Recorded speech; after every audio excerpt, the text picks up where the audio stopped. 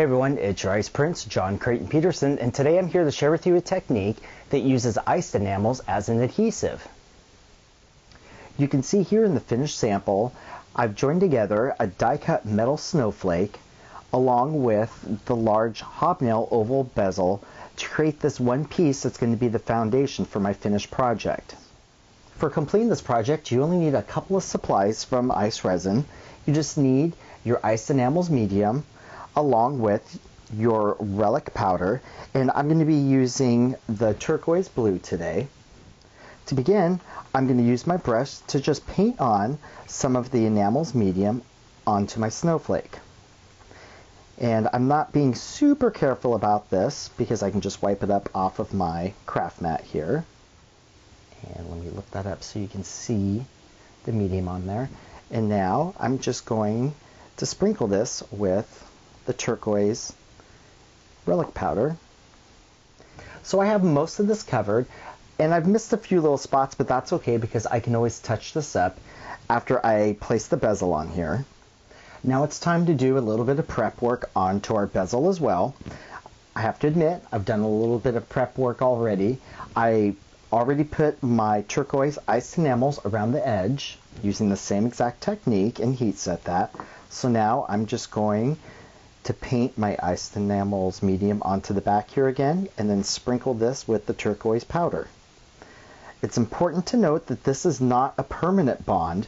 This is just a working bond using the ICED enamels as an adhesive, because just like whenever you use your ICED enamels, you always want to make sure that you do set it with at least one layer of ice resin afterwards to ensure that it's completely sealed and that it's going to stay adhered together.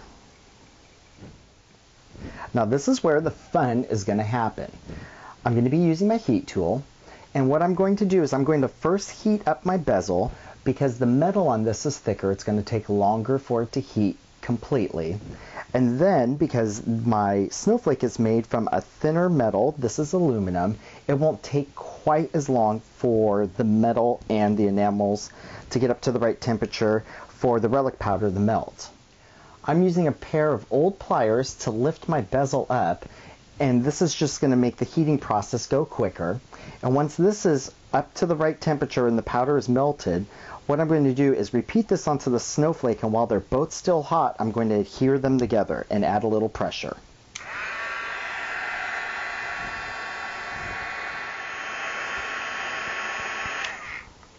Now I have to work a little bit fast, but I'm just going to lay this down, and the pliers come in handy because the metal is hot. I'm just going to lay that down. I have this lined up pretty darn good. And now I'm just adding some pressure, and the pressure is going to help bond these two together. Now that this is cooled down, I can pick this up to actually show you that the bezel does not move from the snowflake. Now on the back it's a little bit on kind of the ugly side and unfinished side, but that's an easy fix because you can just keep adding on your ICED enamel relic powder onto the back if you want it to have more of a finished look, or you can leave it, for example, with the silver against the blue, just for that kind of contrast and color.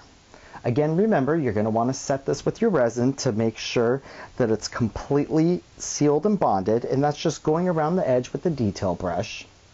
But this is a great way when layering metals and other materials with your resin to make sure that you always have a perfect bond until you're ready to make everything permanent. To learn how to make this project from beginning to end, be sure to check out the ICE Resin blog where you can find complete instructions for this project. You can also check out all the other fabulous projects from the other members of the ICE Resin team on the ICE Resin blog at iceresin.com and just select the blog button. You can also check out some of my other work at